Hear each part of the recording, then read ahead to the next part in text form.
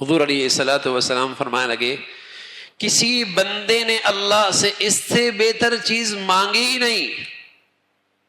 فرمایا رسول اللہ وہ کیا ہے؟ فرمایا وہ یہ اللہم انی اسألک العفو والعافیۃ فی الدنیا والآخرہ.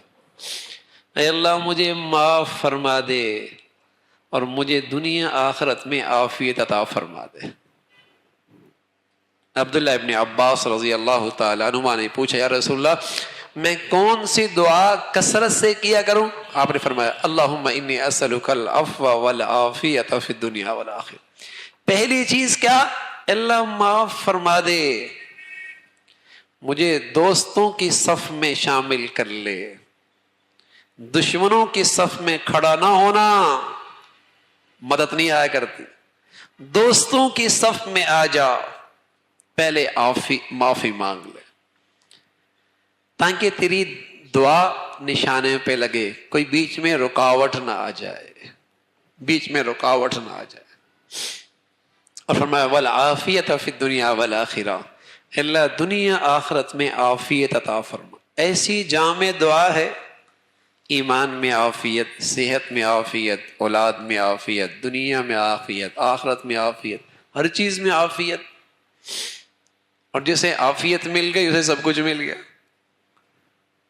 آپ علیہ الصلوۃ والسلام فرمایا کرتے تھے ایمان کے بعد جس شخص کو اس دنیا میں سب سے بڑی دولت ملی ہے وہ عافیت کی دولت ملی ہے. ایمان کے بعد جس شخص کو سب سے بڑی دولت ملی ہے وہ عافیت کی دولت ملی. تو اپنے اللہ عافیت کے خزانے اللہ کے پاس ہیں.